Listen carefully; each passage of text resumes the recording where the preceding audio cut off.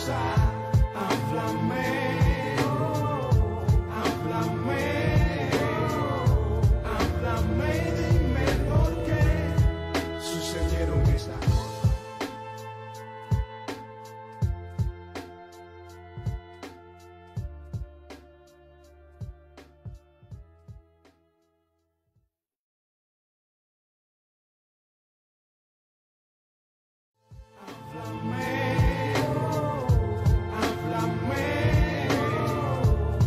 Háblame, dime por qué sucedieron esas cosas. Háblame, háblame, háblame, dime por qué sucedieron esas cosas. Háblenme.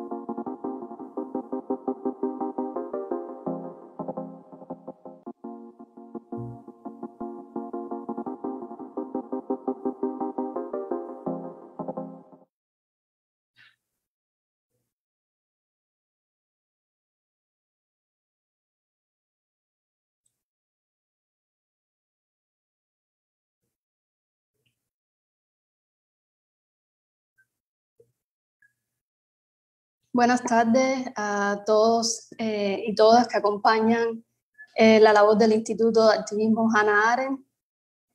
Muchas gracias al Instituto por este espacio y hoy tenemos el privilegio de tener como invitada a Elizabeth Mónica, escritora y educadora transdisciplinar.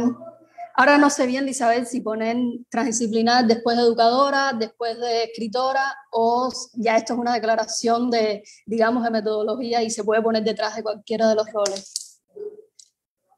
Es así, en efecto. Sí, mejor, de hecho, porque precisamente eso es lo que indica transdisciplinar, ¿no? Que combinas diferentes disciplinas y también diferentes prácticas. Entonces, cuando estoy en el rol de educadora, estoy utilizando mi experiencia como escritora, mi experiencia como académica y viceversa. Cuando estoy en los otros dos roles, también estoy usando un poco mi experiencia como educadora. Sí, hoy vamos a estar hablando sobre diferentes conceptos que trabajas en tu investigación de doctorado para Princeton University. Y a mí me gustaría comenzar enmarcando un poco las vecindades en las que entran estos conceptos, porque hablando un poco con las colegas sobre el título de la directa, había como dudas sobre qué era tecnología digital y si esto se podía sustituir simplemente por tecnología, si entonces literatura contemporánea se podía sustituir simplemente por literatura, porque parece ser que no hay estas distinciones bien claras. Entonces me gustaría saber cuál es la vecindad, digamos, temporal de lo que llamamos contemporáneo en el caso específico de tu investigación, porque creo que es fácil saber que contemporáneo es, bueno, lo que está sucediendo justo ahora y ayer, pero qué tan atrás vamos en el tiempo, y también que nos explicaras un poco qué es el campo literario, cómo entra dentro del campo cultural, y un poco así enmarcar de qué vamos a estar hablando el día de hoy. Ok, pues en cuanto a digital, tecnología digital, definitivamente no se puede sustituir por tecnología porque se refiere específicamente a la tecnología digital. y se enfoca en cuestiones como Internet, en cuestiones como la computación, la informática en general. O sea que no se refiere a la tecnología analógica, se refiere a la tecnología digital. Y por eso la oportunidad de esta aclaración es tecnología digital.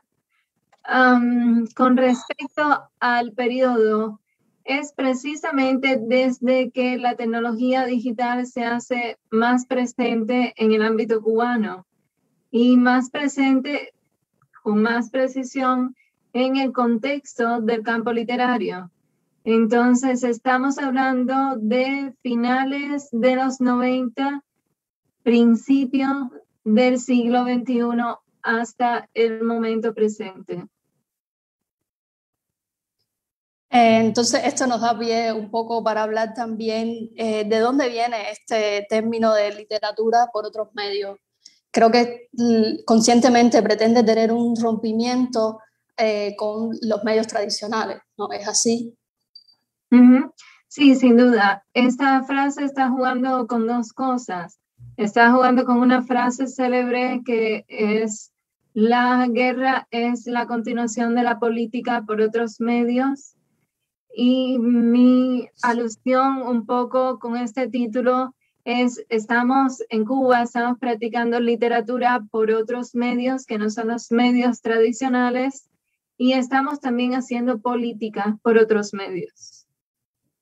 Ya, en este sentido también me parecía que tu propuesta tenía un carácter muy interseccional, o sea, pretendía unir lo que se considera propiamente político o digamos cívico y lo propiamente literario, porque lo que podemos llamar tal vez ciudadanía comunicativa, o sea, investiga sobre estas competencias no solamente expresivas, sino también comprensivas, que hacen que los sujetos puedan participar simbólicamente de la vida pública.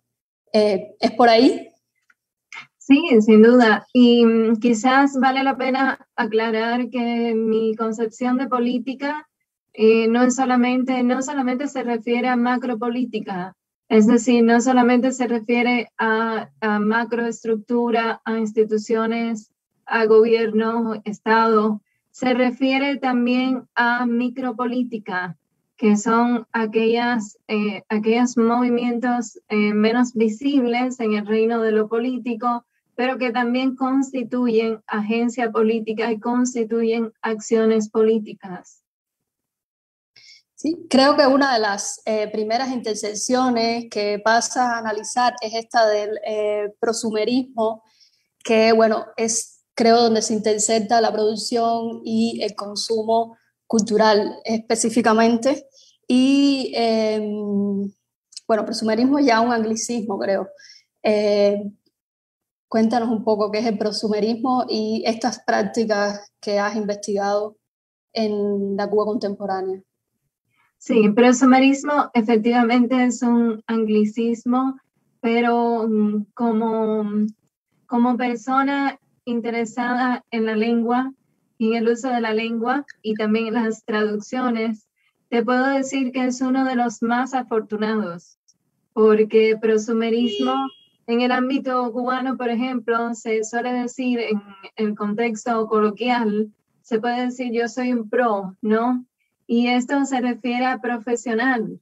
Entonces, prosumerismo es un poco, como tú decías, una intersección entre el consumidor y el productor, pero también el productor que está un poco violentando la barrera donde hay una producción que está solamente constreñida a la esfera profesional. El prosumerismo violenta esta distinción entre lo profesional y lo no profesional. Sí, porque entiendo que también es un término que se usa en otras ramas de la producción o de la mirada a la gestión, y es cuando el consumidor, el cliente, tiene una implicación importante desde el momento de la producción. Y esto también entra a ser parte de todo este contexto que tenemos de redes, de nodos y de categorías que implican una comunicación muy inmediata y donde es posible también retroalimentarse casi en el mismo momento que se está produciendo.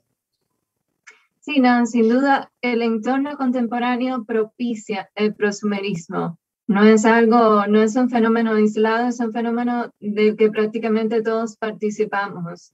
Es decir, y muchas esferas artísticas y muchas disciplinas se han beneficiado de esto. Desde el cine como uno de los casos más evidentes, hasta la literatura como uno de los casos menos evidentes, pero ahí es donde yo intento probar que también es un campo que se beneficia. Pero sí, todos participamos de este prosumerismo porque, de nuevo, estamos, como tú decías, estamos consumiendo, pero estamos produciendo. Las redes sociales nos invitan a producir, por ejemplo, y estamos todo el tiempo en las redes sociales. Y incluso hoy en día, desde el contexto de la pandemia, cuando los niños se tienen que volcar hacia las computadoras, están empezando a hacer esos que practican el prosumerismo desde temprano, porque tienen que trabajar con computadoras, el papel se relega a un segundo plano y tienen que empezar a producir sus tareas y tienen que consumir y producir. Y la distinción es cada vez menor. Sí, ya casi es una condición de la contemporaneidad. Sí, sin duda. Entonces, ¿cuáles son estas prácticas radicales que te interesaron dentro del contexto de la Cuba contemporánea? O sea, el contexto temporal y también geográfico. Bueno, si lo seguimos llevando por el prosumerismo, entonces entraríamos en temas, por ejemplo, como las editoriales independientes, que están llevadas a cabo por los escritores mismos. O sea que esta distinción entre editores y escritores no tiene cabida en el contexto cubano porque los escritores decidieron efectuar esta práctica del prosumerismo. Ellos son productores de la literatura, pero también ellos propician la literatura desde las editoriales. Entonces tenemos las editoriales independientes desde la diáspora y dentro del país. Son editoriales que la mayoría, están creadas por escritores que hacen las veces de editores. Bueno, ¿y por qué entonces le llamas radicales? ¿Cuáles son las condiciones especiales que hay en Cuba donde estas prácticas tienen que radicalizarse? Sí, más radicales, yo diría, mi tesis comenzó estudiando no solo la literatura, sino el campo de las artes visuales y el campo de la música también.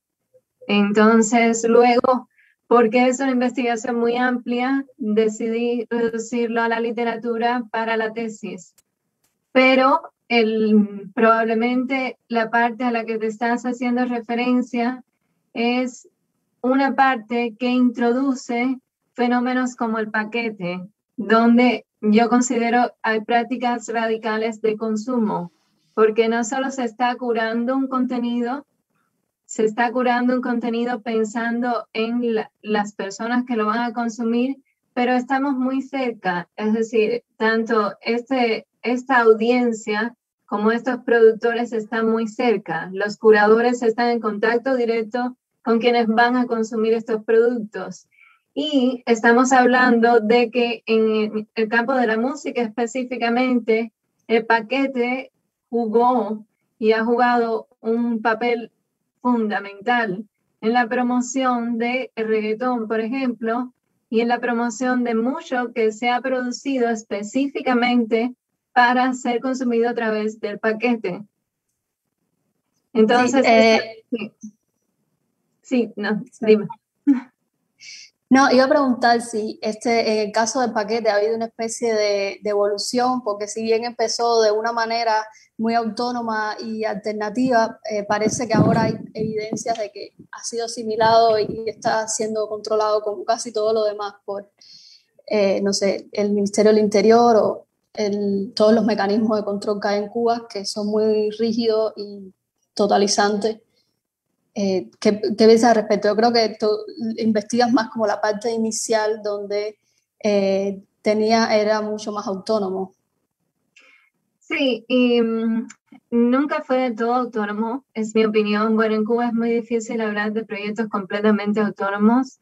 Existen algunos, pero es difícil que un proyecto se mantenga autónomo. Casi siempre el proceso o la trayectoria suele ser de un proyecto autónomo, la de nacer, llevar un tiempo resistiendo y después sucumbir, porque precisamente casi no hay cabida en Cuba para proyectos autónomos. Yo cruzo los dedos que Instar dure mucho, pero realmente suele ser este el caso, ¿no? Entonces, yo analizo algunos de estos proyectos autónomos, verdaderamente autónomos que nacen y mueren. Omni Zona Franca es un ejemplo. Y el paquete yo no lo pienso tanto como, lo pienso como un proyecto que nace de demandas autónomas y después negocian su camino, ¿no?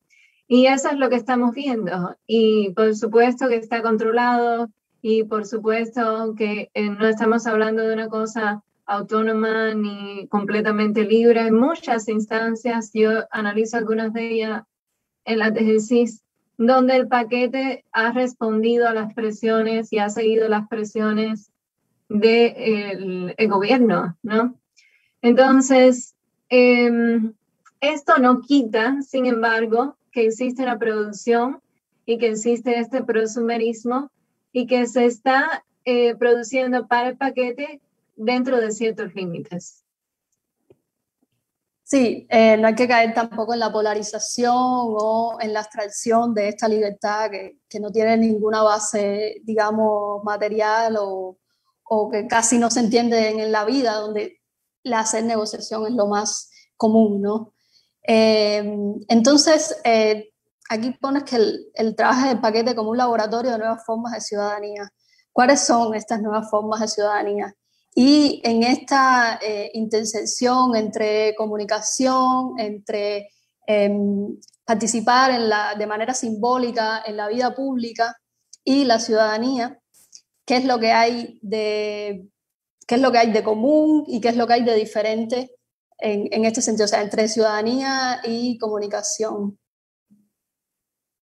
Sí, bueno, podemos como hacer un círculo con las dos preguntas y juntarlas porque están muy conectadas y quizás yo oportunistamente las estoy conectando en mi respuesta, ¿no? Pero creo que precisamente lo que pasa en Cuba es que hemos tenido por mucho tiempo el control de los medios por parte del Estado. Entonces, cuando decíamos comunicación, era imposible salir de los límites del Estado. Entre otras razones, porque no teníamos los medios, porque los medios de producción los tenía el Estado.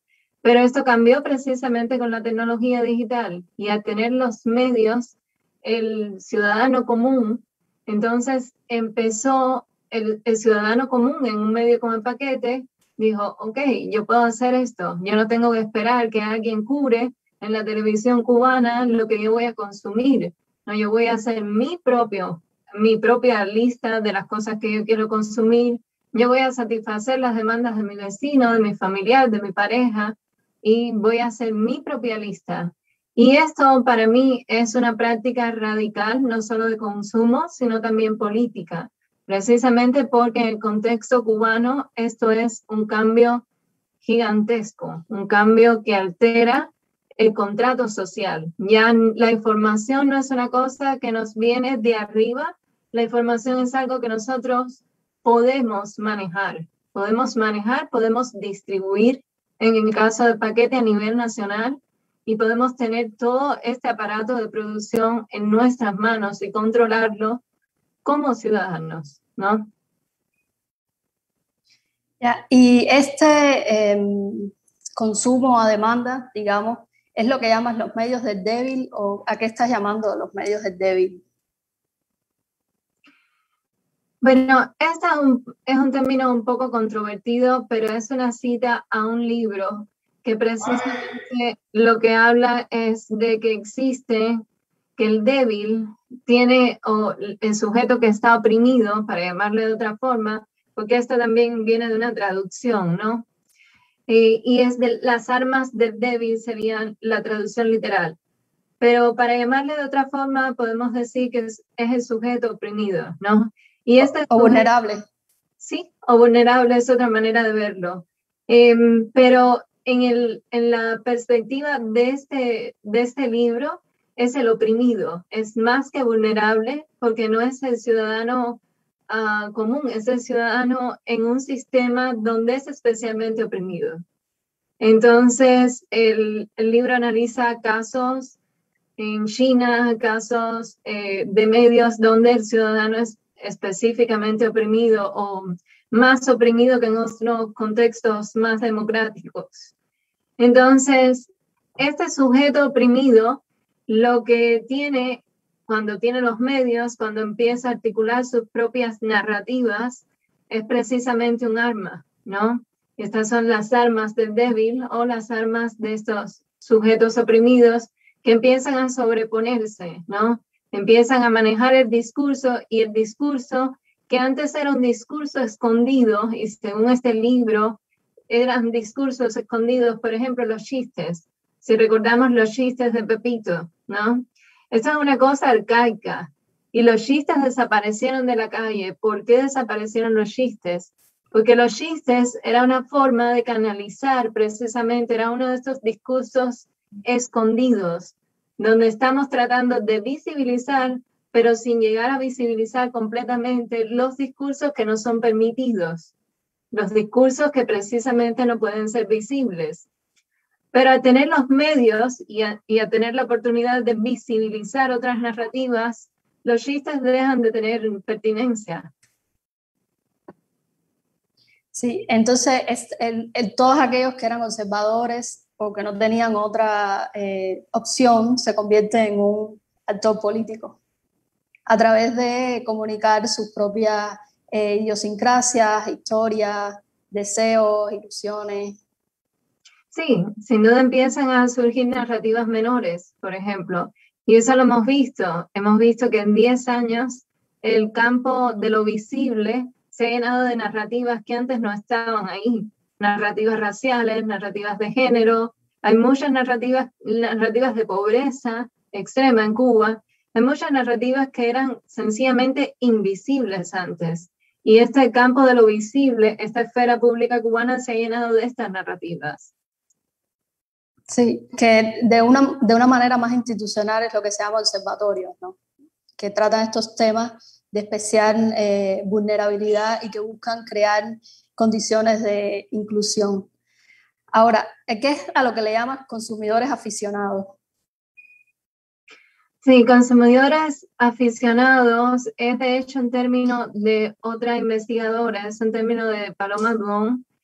Y Paloma Duong está hablando de aficionados porque en el contexto de la blogosfera cubana hubo esta discusión en la esfera pública entre los medios oficiales y los blogs y los blogueros de el aficionado, ¿qué era el aficionado? De nuevo, el aficionado como una categoría que estaba enfrentada al profesional. Entonces, los medios oficiales aseguraban que los blogueros eran aficionados y por lo tanto carecían de legitimidad. Sin embargo, esto no tiene sentido en el contexto de paquete. Aquí no hay profesionales, aquí no, ni siquiera se puede pensar en esto, porque sí tenemos profesionales, pero tenemos personas que no son profesionales. Y tenemos muchas personas que están ejerciendo disciplinas profesionalmente que no vienen de esferas profesionales. Entonces, esto sencillamente ya no se puede articular discursivamente.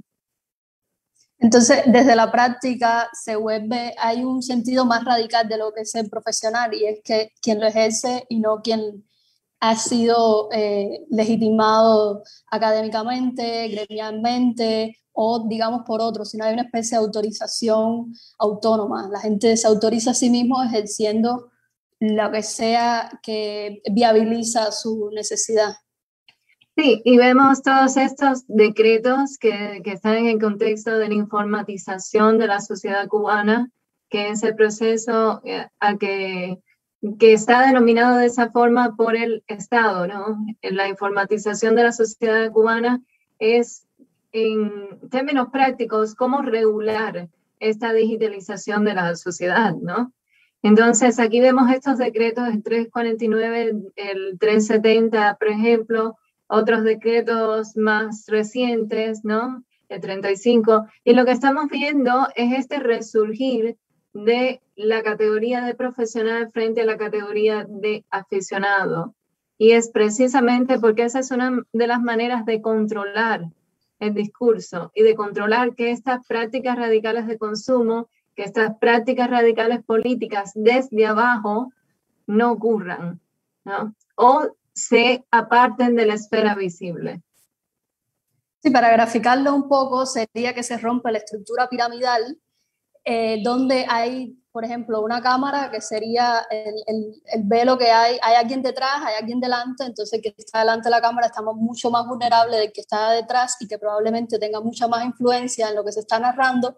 Ahora prácticamente en muchas de las cámaras que usamos, por ejemplo ahora en esta directa, no hay nadie detrás de la cámara, estoy yo delante, entonces hay un intercambio mucho más horizontal, o sea, ya no hay alguien desde arriba controlando todo lo que hay abajo, sino existen los nodos, ¿no? Entra información de varios lugares, pero sabemos bien quiénes son los actores están bien visibles. Ahora, ¿cómo esto reconfigura el campo literario? Bueno, en el caso del campo literario hay muchos fenómenos. Yo analizo esto de las editoriales independientes, pero analizo también cómo se transforma la narrativa misma, la poesía misma, cómo cambia. Y cambia no solo por las condiciones de producción en las que se ejerce, que esto hace que cambie.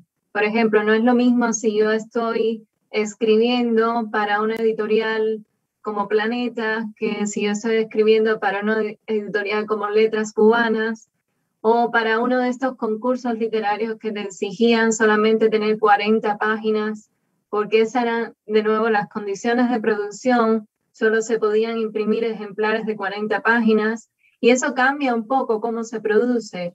Sí, te habló mucho tiempo de que la novela se redujo en Cuba, precisamente porque se les estaba imponiendo a los escritores que escribieran 40 páginas máximo, y esa era la novela, ¿no? Cuando en muchos contextos editoriales esto es un relato largo, ¿no? En fin, lo que quiero decir, este es uno de los ejemplos, pero lo que quiero decir es que las condiciones de producción, el hecho de que sean escritores los que están recibiendo los manuscritos, el hecho de que sean escritores hablando con escritores, todas estas cosas afectan a la escritura misma, afectan estilísticamente, afectan en términos temáticos, las audiencias también, quienes consumen estos libros de estas editoriales. Entonces, todos estos factores hacen que cambie la producción literaria como tal. Sí, también haces como una mirada a la guerrita de los emails. ¿Cómo es que dentro de estas categorías y dentro de estos análisis que estás haciendo, este es un hito en lo que estamos hablando? Sí, yo creo que esto es un precedente en muchos sentidos. Y es un precedente que ocurrió temprano. Primero fue uno de los primeros momentos en que se empieza a usar una esfera pública virtual, se empieza a hacer uso de los correos electrónicos. En aquel momento eran solamente los correos electrónicos, no existía las redes sociales no tenían una presencia fuerte en Cuba aún. Entonces, esta guerrita de los emails, como su nombre lo indica, solo ocurrió vía correo electrónico, pero tuvo un impacto en la realidad. También de ahí salió una llamada a conversación o diálogo, ¿no? Entre los actores de la guerrita de los emails que estaban tratando de reclamar asuntos que tenían que ver con el pasado y con el presente político de la isla, con la esfera cultural específicamente. Y estos actores empezaron un diálogo con las instituciones cubanas. este diálogo es muy parecido a los diálogos del presente, donde se ha intentado el diálogo, las instituciones responden de una manera muy torcida, ¿no? Una manera que evita concretar un diálogo en términos efectivos. Entonces, no hay mucha diferencia en cuanto a los resultados en términos del diálogo con la institución. Sí hay diferencias en términos de la agencia que adquieren los actores culturales.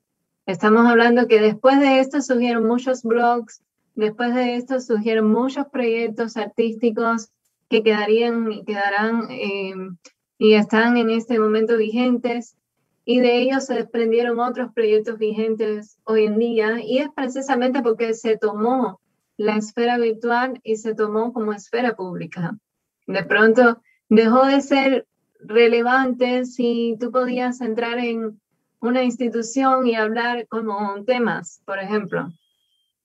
Si tú podías tener una conversación en temas, que era también un diálogo, una esfera pública supuesta, pero muy controlada, entonces no hacía falta. Se podía intentar, Joanny Sánchez lo intentó de una manera muy efectiva y lo hizo, pero el producto no es posible porque es una esfera controlada, ¿no? El diálogo no llega a ocurrir, pero sí se puede poner en conversación a los actores culturales porque ellos están por sus propios medios en la esfera pública y no tienen control. Y este reciente esfuerzo de informatización de la sociedad cubana por parte del gobierno es tratar de ejercer un control sobre esto que realmente es difícil ejercer un control. Sin embargo, sí hay una transformación porque ya la iniciativa no está solamente desde las instituciones oficiales, sino esta publicidad se asume de una manera mucho más radical porque ya la publicidad, lo que se hace público no viene solamente de quien tiene los medios o el monopolio de los medios de comunicación, sino que, en fin, se hace público de otras maneras y ya, aunque la oficialidad siga teniendo estas maneras de controlar, invisibilizar o incluso ignorar los debates más urgentes, ya está público, o sea, ya hay otra, digamos, recepción, ¿no? O alcance o impacto.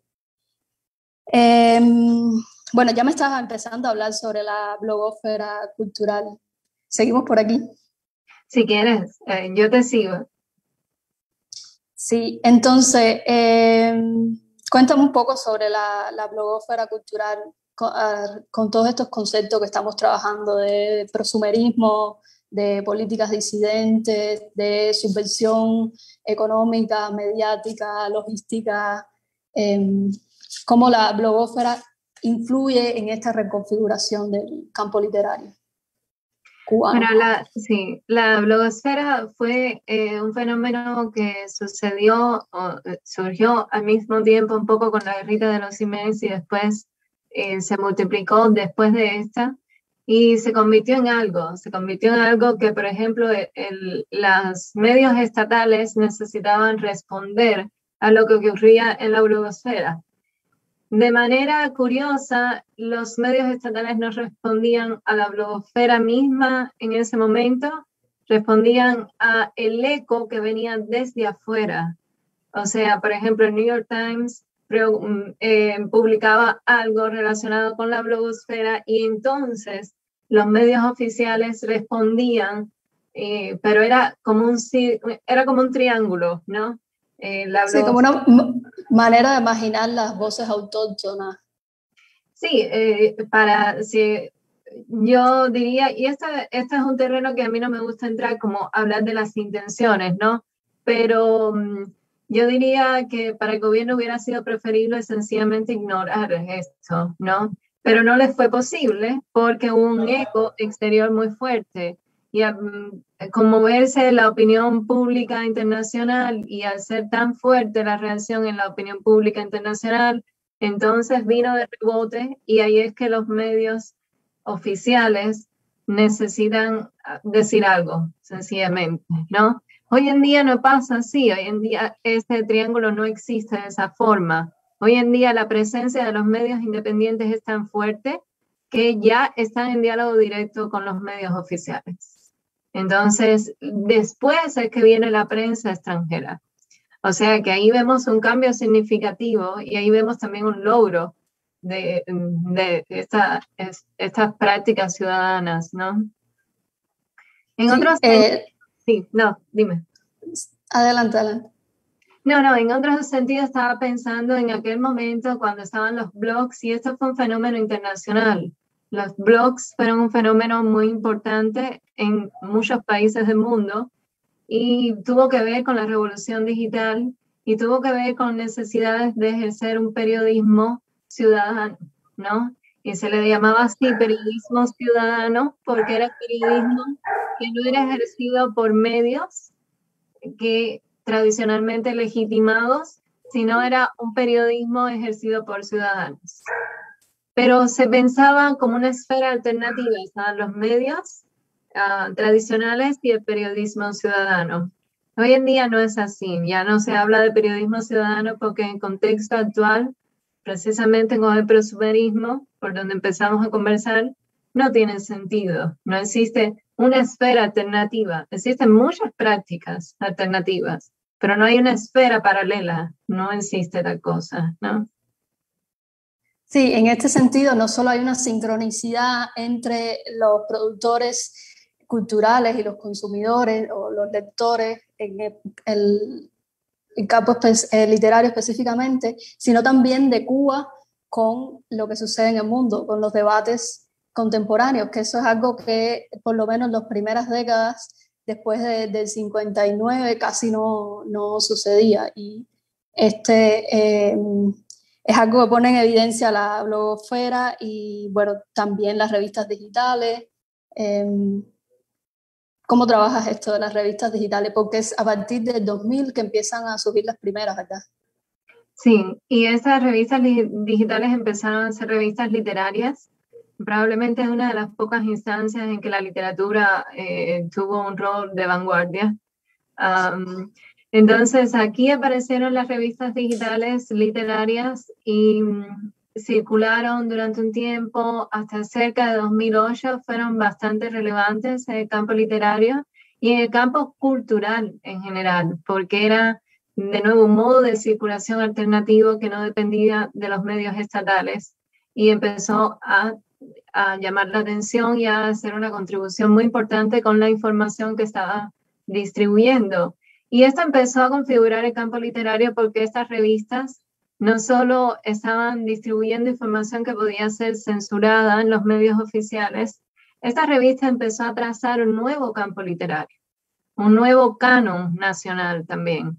Estas revistas, por ejemplo, empezaron a incorporar a autores que estaban en la diáspora, que habían sido desterrados de los libros y las revistas nacionales. Empezaron a incorporarlos. También estas revistas empezaron a incorporar otros temas y otras cosas que eran imposibles de pensar en el contexto de los medios oficiales. De hecho, muchas surgieron para hacer posible la publicación de autores censurados y de entrar en debates donde solo había una visión única de parte de la autoridad. Uh-huh. Sí, no, y establecieron, como te decía, este retrasado o este redibujar del campo literario, y también establecieron un puente entre generaciones que surgían en ese momento literarias, que usualmente tendrían que esperar, de nuevo, la producción es muy importante, tendrían que esperar a ganar un concurso, publicar su libro de 40 páginas, publicar 2 libros más de 40 páginas en otros concursos, que esos son los métodos de publicación en Cuba, ¿no? O eran en ese entonces los más importantes, esa era la vía. Entonces, tenías que pasar por todo eso y luego de eso, en algún momento llegabas a ser un escritor visible. Pero ya estábamos hablando probablemente cuando tuvieras 40 años. Pero las revistas literarias lograron establecer un vínculo más rápido y eso, por supuesto, es la inmediatez de los medios. Estos medios, como reducen la cadena de producción, permiten la inmediatez. Entonces, además de unir la diáspora con la literatura permitida en el territorio nacional, además de rescatar autores que habían sido desterrados de canon, pudo establecer un puente muy rápido y muy efectivo entre la generación cero, que era la generación literaria que surgía entonces, con escritores consagrados tanto de dentro del país como de la diáspora.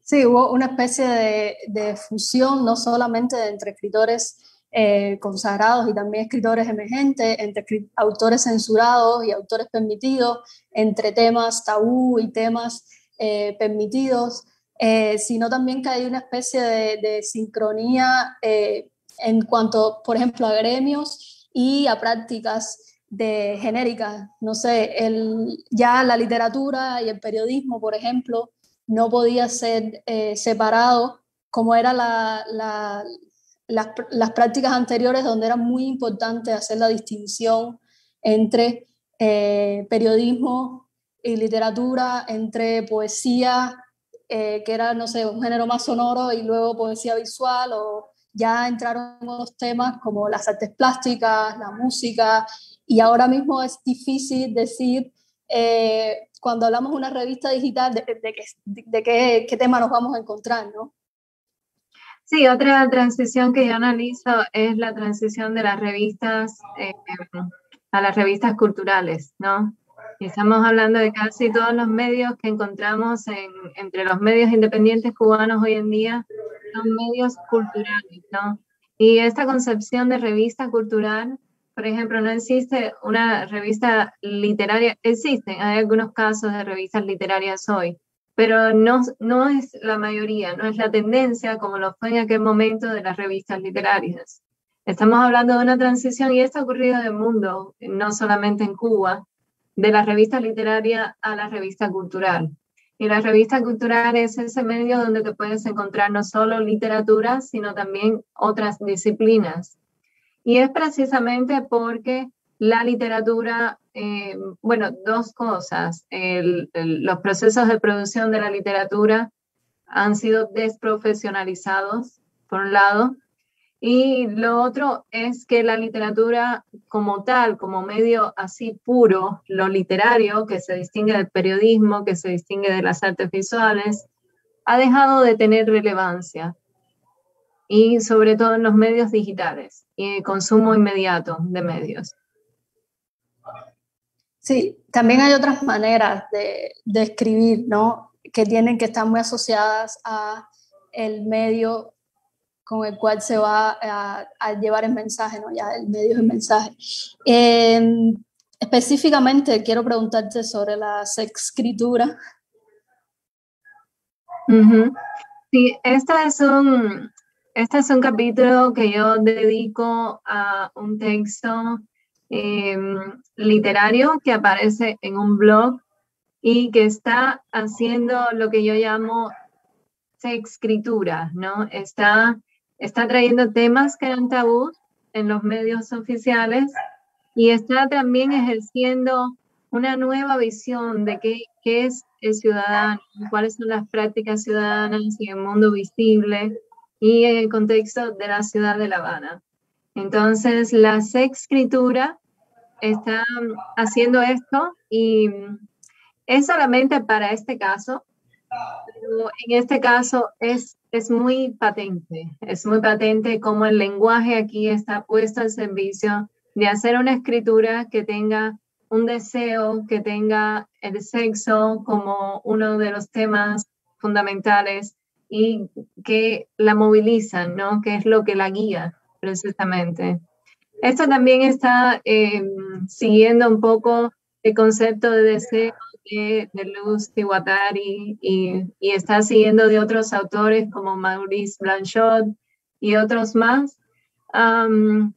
Pero realmente creo que en este caso, que es un texto que ya no existe, que es un texto que estuvo publicado en un blog y dejó de existir en la red, y que yo archivo como parte de la tesis en un proyecto paralelo. Este es uno de esos casos donde hay una escritura completamente diferente y una escritura que se aprovecha precisamente de las particularidades de un medio independiente. Sí, y de nuevo hay una intersección, ¿no? Esta mirada interseccional porque el ser humano es deseante y también es verbal, entonces ahí se encuentran estas dos características que nos excluyen, ¿no? Siempre tendemos cuando miramos teoría a que hay que escoger entre teorías, pero realmente las teorías vienen a complementarse una a otra, una especie de, como el cuento de los ciegos y el elefante, ¿no? Que entonces toca una parte y lo describe de una manera, pero finalmente, si esto se uniera, entenderíamos lo que es el elefante. Sí, no, Sí, quería hacer una nota pequeña a esto de la sexescritura. Yo aseguro que esta sexescritura es también política, porque si revisamos la Constitución de la República, las constituciones, todas las reformas constitucionales, si revisamos el lenguaje de todos estos decretos en el contexto de la informatización de la sociedad cubana, estamos encontrando la moral y las buenas costumbres.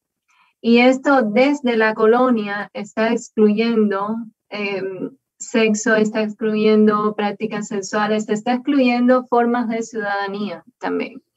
Entonces, esta sexescritura está tratando de instituir otras formas de ciudadanía, está tratando de restringir cuál puede ser una ciudadanía que no es.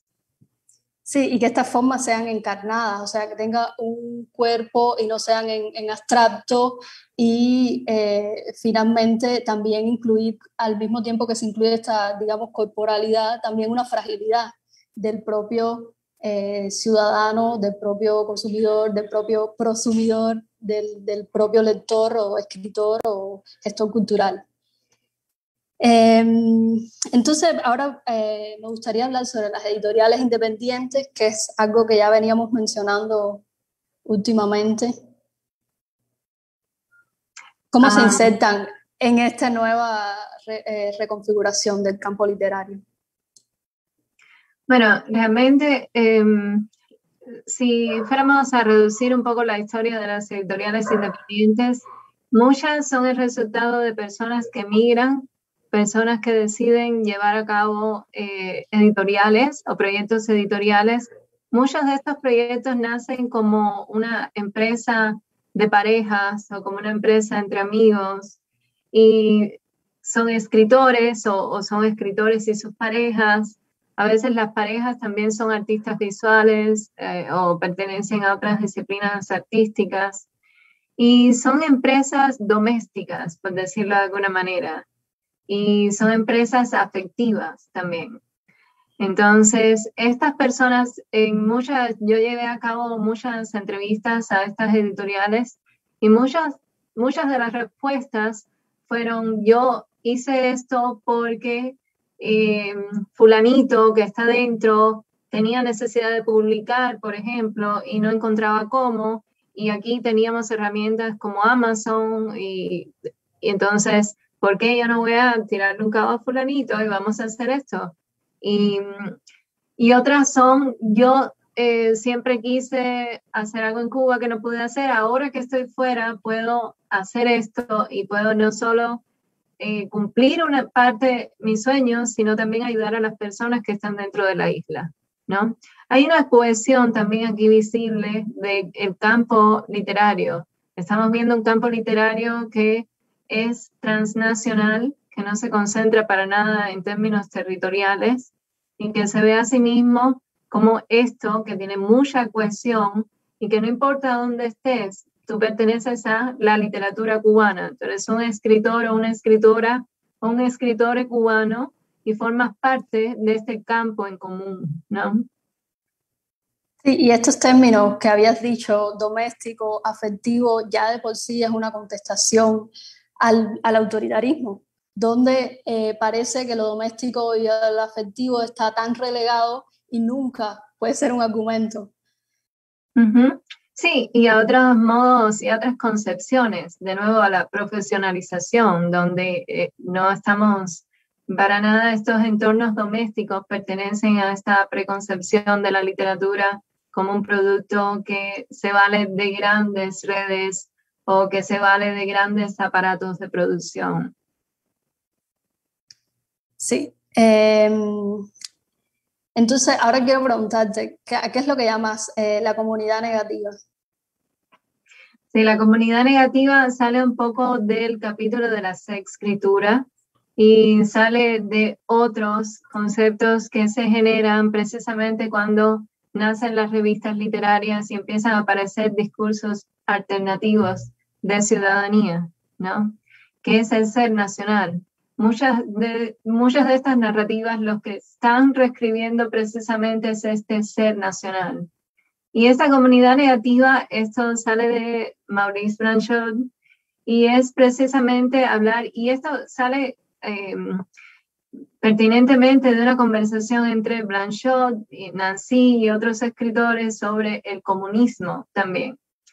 Y entonces ellos están hablando de que el comunismo, primero están haciendo críticas al comunismo. Estoy tratando de simplificar para que sea lo más, se entienda, sea lo más amena posible la explicación. Están haciendo críticas al comunismo y están diciendo que quizás estos son filósofos y escritores también, pero filósofos, que lo más oportuno en ese momento no es quizás tratar de hablar de comunismo o tratar de beneficiar al sistema comunista, lo cual muchos hicieron. Y esto estamos hablando de filósofos de izquierda, pero son filósofos de izquierda que no quieren pertenecer al comunismo, porque consideran que es algo negativo el comunismo real. Ya en este momento hay muchos casos de comunismo real. Entonces ellos crean este concepto de comunidad negativa porque el comunismo está hablando de una comunidad, pero ellos hablan de la comunidad negativa. Y esta comunidad negativa es la comunidad que hay que formar precisamente saliendo de las ideas que forman algo totalitario como el comunismo. Entonces, no es esta comunidad que propicia el comunismo, es la comunidad negativa. Y es precisamente irse del lado de aquellos que quedan fuera de la comunidad.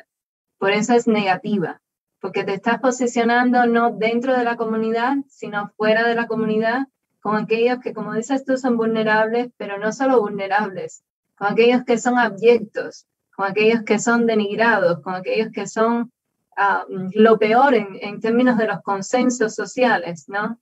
Entonces se conforma cuando te posicionas junto a estos sujetos abyectos en la comunidad negativa.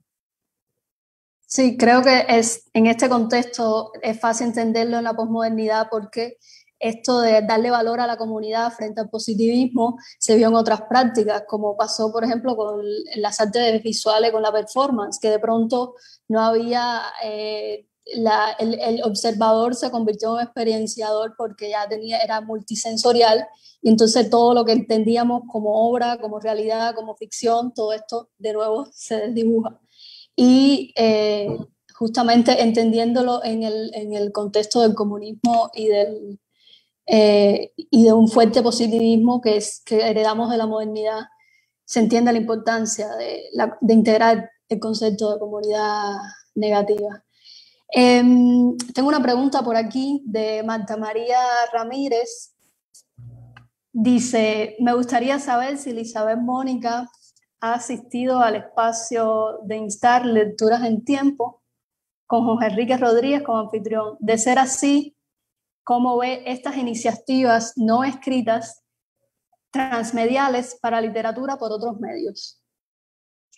Bueno, desafortunadamente no he podido asistir porque, bueno, estoy en Estados Unidos en estos momentos y estoy enseñando mucho, es decir, muchos días estoy enseñando un horario que no me permite asistir a varias cosas. Pero si me dices rápidamente, Juliana, de qué va esto, te puedo contestar o puedo contestar la pregunta. Sí, en Lecturas en Tiempo se invitan a autores que tienen una producción digamos, emergentes, aunque también hay autores consagrados que han asistido y que entonces tienen un diálogo con el anfitrión Jorge Enrique y al mismo tiempo hacen lecturas de su producción más reciente o una selección que quieren mostrar al público. Entonces tiene esta característica de peña, tal vez en tiempo pandemia, donde hay aislamiento físico, pero no necesariamente afectivo o vocacional. Sí, no, y en ese sentido, sin duda es literatura por otros medios. Y quizás, no sé si percibí en la pregunta un poco una alusión a lo transdisciplinario. Y el transmedial. Sí, transmedial. Entonces, sin dudas, hay muchas prácticas contemporáneas en la literatura actual cubana, pero no solo en la literatura, sino viniendo de otras esferas. Por ejemplo, tenemos muchos artistas visuales, tenemos muchos periodistas, tenemos muchas personas que yo aseguro que están ejerciendo literatura. Entonces, esto también forma parte de literatura por otros medios. Ya. Sí, Marta dice que es una peña literaria. Sí, tengo amigos antropólogos que estudiaron este fenómeno de peña porque parece que era algo como muy cubano. No sé cómo es la práctica fuera de Cuba, ¿no? Esta de reunión de poetas y de literatos. Ahora, un poco para terminar, quería pasar a la cápita de literatura como documento. Porque bueno, toda esta producción va dejando trazas detrás, para decirlo de alguna manera, que se convierte en un archivo. Ahora, aquí hablas un poco de la memoria portátil como archivo formativo, hablas de medios alternativos y me parece que el último acápite es un poco una referencia a la novela de Thomas Mann, de Las cabezas trocadas, cuando hablas de cómo intercambian sus cabezas los jugadores. Sí, esto es realmente un poema colectivo que propició Ernesto Orosa en una Bienal de La Habana. Y viene de una frase de Lezama, viene de un poema de Lezama. Y esto, bueno, Ernesto Orosa lo propició como poema colectivo que se hizo precisamente a través de SNET, o sea, a través de las computadoras, a través de conectarse a la red y a una red alternativa. Y se hizo este poema colectivo, ¿no? ¿Querías que te hablara? Sí. Sí, estamos hablando entonces sobre qué reflexiones tienes sobre este archivo digital que se va creando a partir de la intención de generar literatura. Sí, el concepto de documento creo que es importante. A mí me parece muy relevante hoy en día, cuando para los críticos literarios, para los investigadores, no pensar en la literatura como los libros, por ejemplo. El producto literario no debe ser el libro. El producto literario para mí debe ser el documento, precisamente porque hay un montón de procesos digitales que están ocurriendo y casi todos los procesos de producción de literatura hoy en día se basan en el documento digital que circula, ¿no? Entonces, no estamos hablando de procesos que están descansando en lo físico, estamos hablando de procesos completamente digitales y es el documento la base de ese proceso. Entonces, más que el análisis del libro, yo creo que el análisis del documento es sumamente pertinente.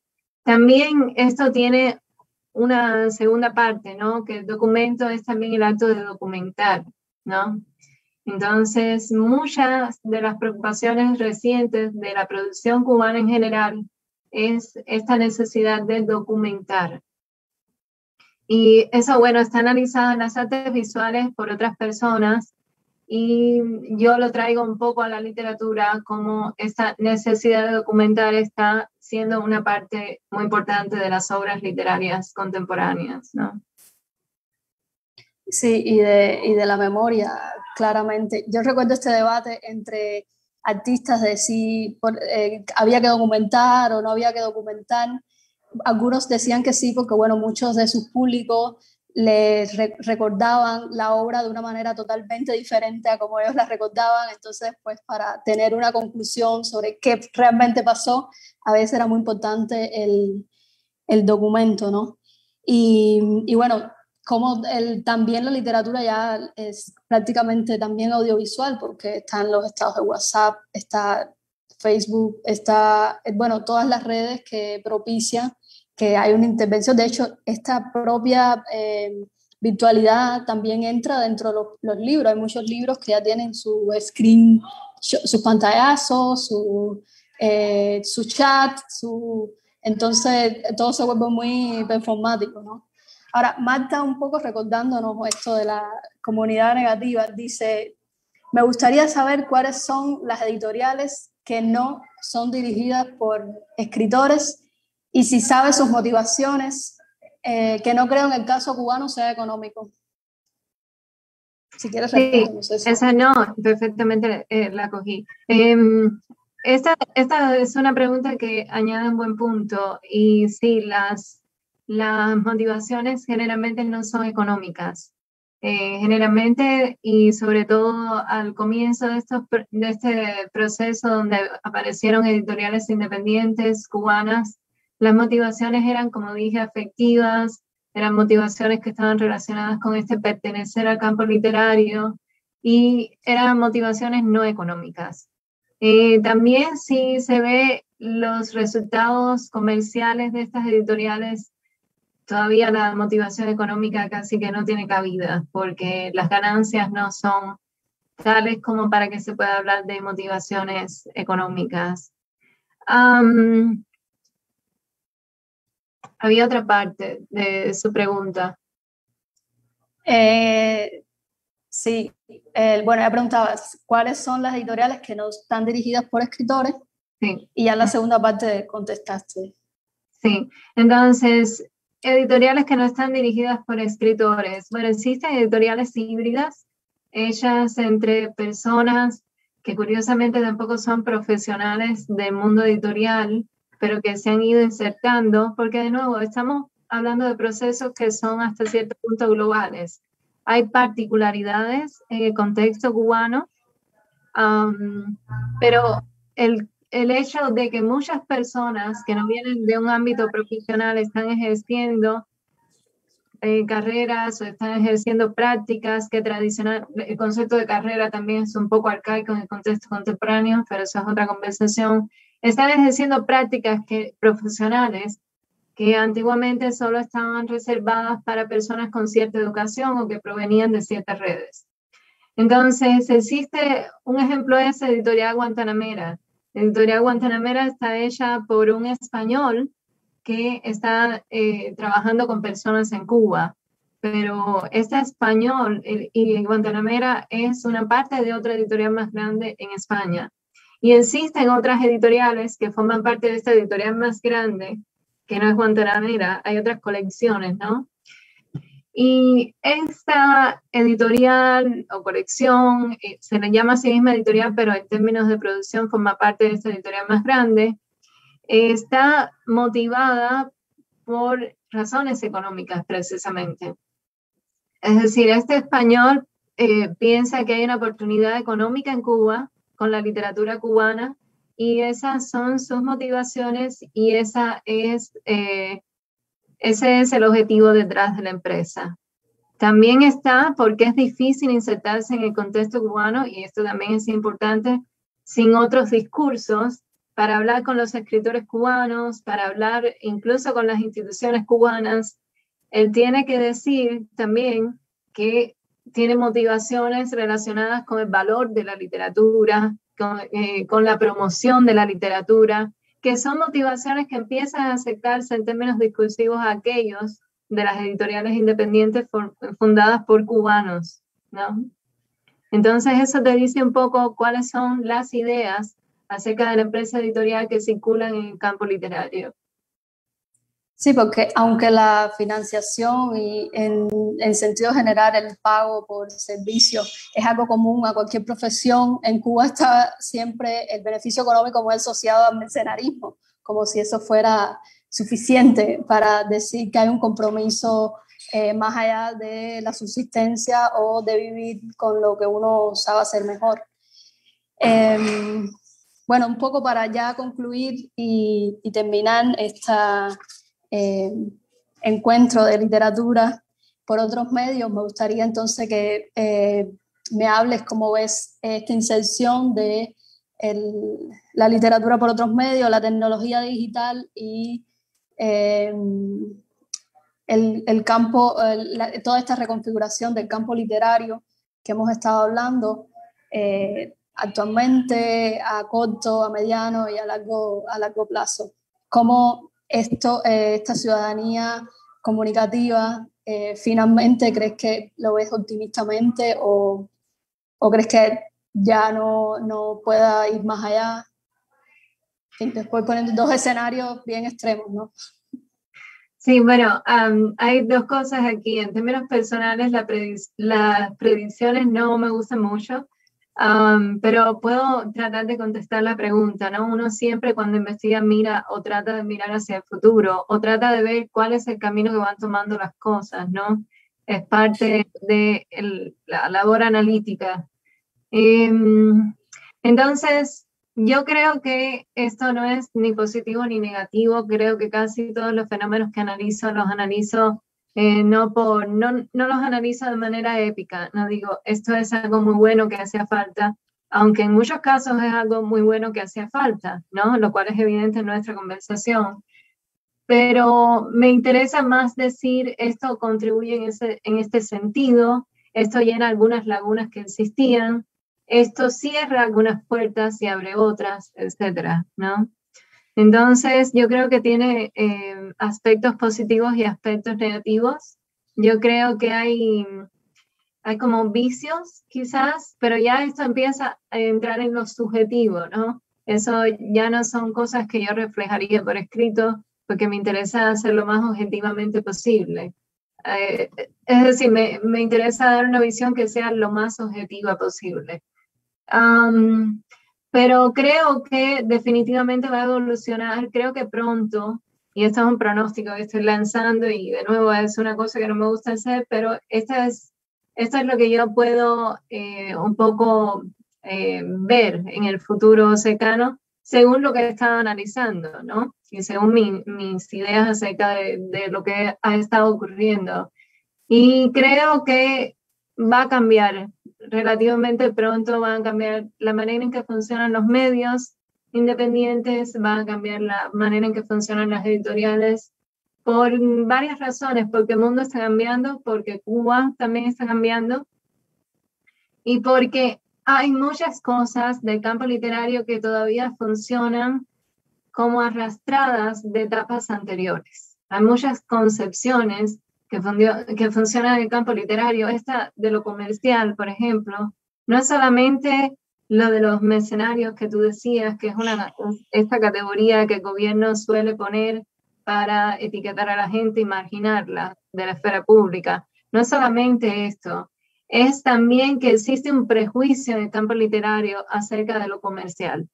Y esto tiene que ver con que somos herederos de la Revolución Cubana y somos herederos de las políticas editoriales y de producción literaria de la Revolución. Y estas políticas incluyeron pensar en lo literario, en la producción literaria, como algo altruista, como algo que hace una contribución a la sociedad, como algo que no necesita beneficios económicos, que no necesita hacer una transacción, que lo que obtienes es precisamente hacer una contribución, ¿no? Y estamos hablando todo el tiempo de la pertinencia de las obras literarias en términos de la contribución que hacen a la conversación, la contribución que hacen al canon, la contribución que hacen, pero nunca hablamos en términos de, por ejemplo, venta, y además no existen las condiciones para que se pueda hablar en esos términos, pero es un poco un círculo vicioso, no existen porque tampoco queremos entrar ahí. Entonces hay una serie de prejuicios y concepciones que vienen de un mundo anterior que sigue arrastrando el campo literario y que probablemente en un futuro relativamente reciente pasen a otra pasen a otros objetivos, se transformen y hagan una sincronía con el ámbito global que definitivamente no se guía por estas ideas acerca de la literatura. Porque el Internet es para todos, ¿no? Y bueno, ya para terminar, quería leerte aquí un comentario de Marta María Ramírez. Dice: muchas gracias, Elizabeth, Juliana. Dice: Liz, llega a lecturas en tiempo, siempre que el partido y ETEXA quieran, los viernes a las 6 p.m. con Jorge Enrique Rodríguez. Jorge Enrique dice: comercial o underground, la discusión trampa que el régimen inculcó a los artistas.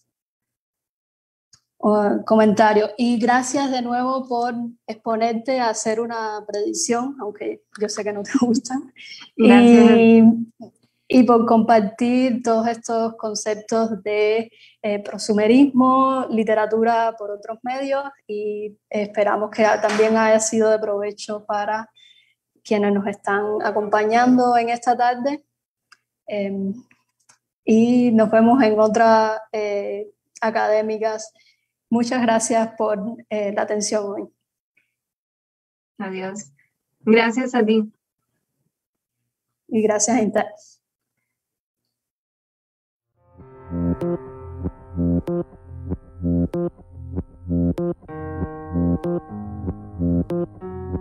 you.